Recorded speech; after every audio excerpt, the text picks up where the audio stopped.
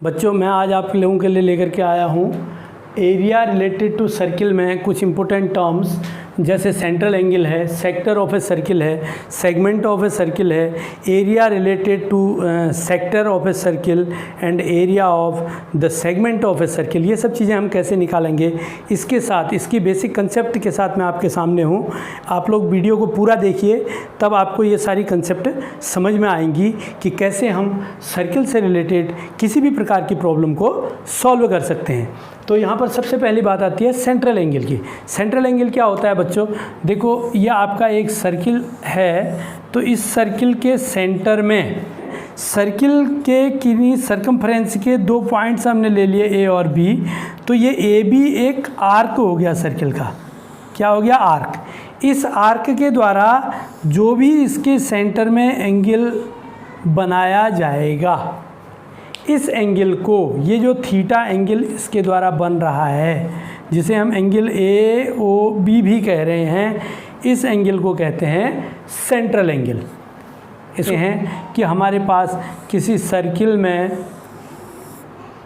जो हमारा सर्किल है और कोई कॉर्ड है हमारे पास ए बी, तो इस कॉर्ड के द्वारा सेंटर में जो एंगल बनता है, कॉर्ड के एंड पॉइंट्स के द्वारा जो सेंट्रल में एंगल बनता है theta A O B, that angle is also called the central angle. इसको भी हम सेंट्रल एंगल कहते हैं।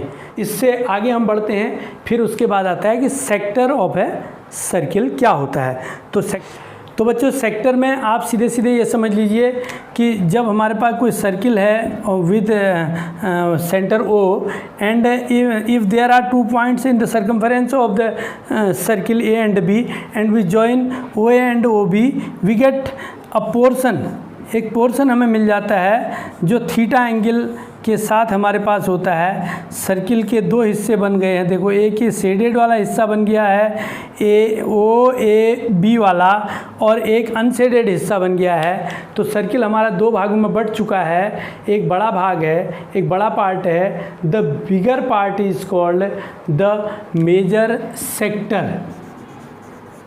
Major sector and the smaller part is called the minor sector.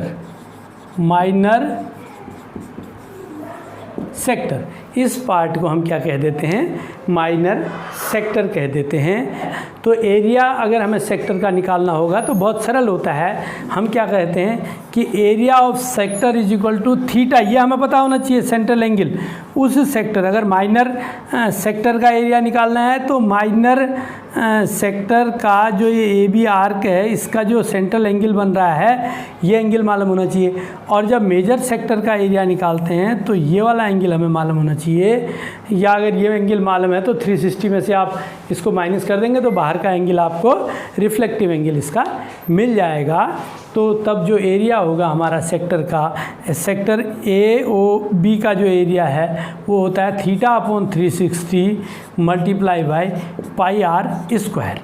ये इसका एरिया होता है जब इस सर्किल की रेडियस आर होती है और ये जो सेंट्रल एंगल है ये थीटा होता है उस केस में।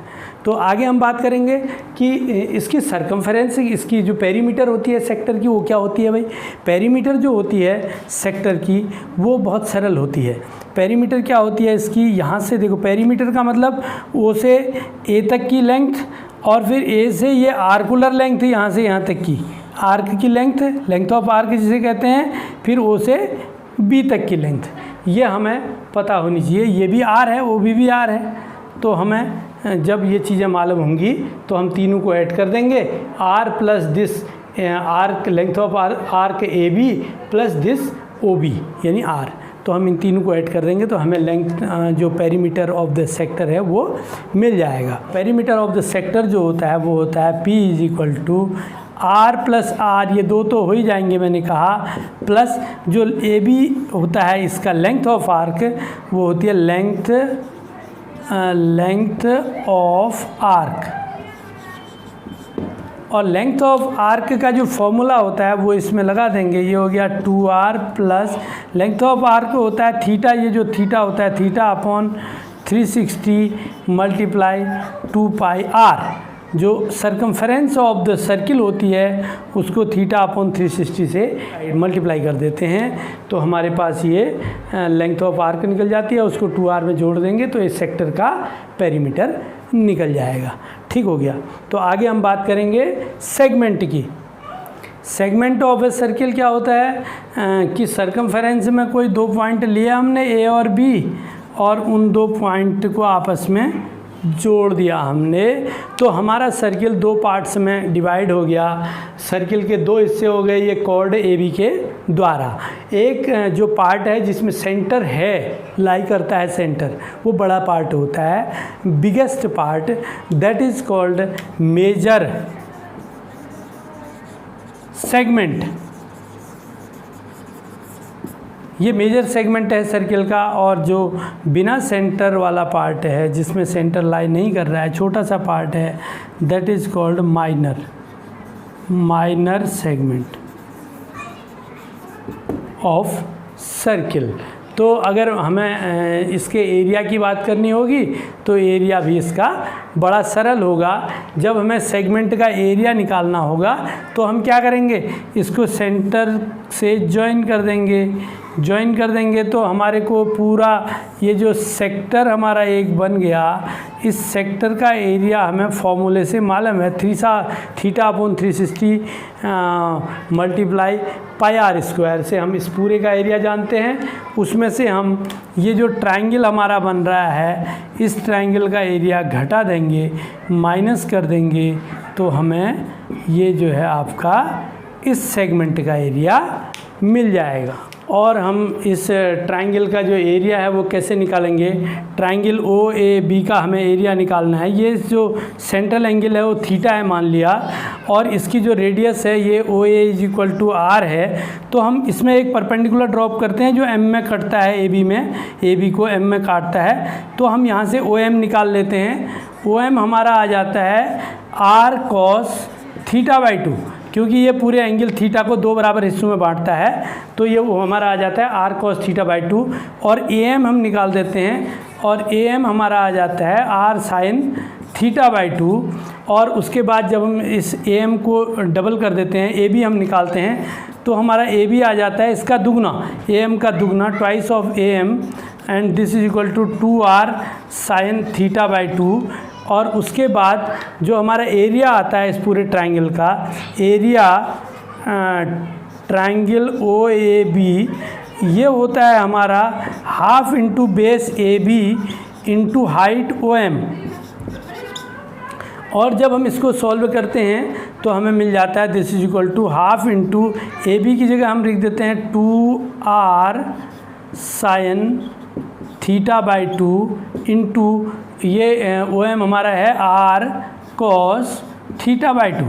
और उसके बाद हमारा क्या आ जाता है, r से r मल्टीप्लाई हुआ तो r² ये है, और हमारे पास मिल जाता है 2 sin θ/2 cos θ/2।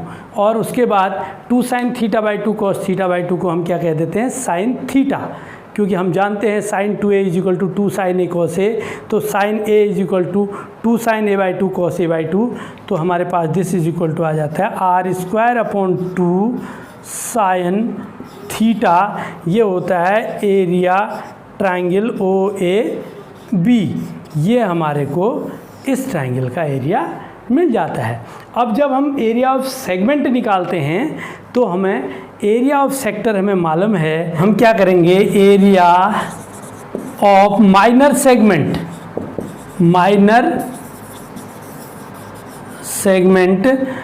तो हम कह देंगे this is equal to area of sector O A B minus area of triangle O A B, area of triangle O A B. तो हमारे पास आ जाता है θ/360 मल्टीप्लाई πr², जो सेक्टर का एरिया है पूरे का, उसमें से हम माइनस कर देंगे इस ट्रायंगल का एरिया, और ये होता है r² / 2 sin थीटा। तो हमारे को ये एरिया ऑफ माइनर सेगमेंट मिल गया। तो आपको ये वीडियो पसंद आया होगा, इससे आप बहुत कुछ सीख रहे होंगे, ऐसी मुझे आशा है। तो आप चैनल को ज़रूर सब्सक्राइब करें और इसके सामने जो बेल आइकन का बटन है उसे प्रेस करना ना भूलें, ताकि आपको समय समय पर जो भी मैं वीडियो अपलोड करूँगा उनके नोटिफिकेशन मिलते रहेंगे। Thank you.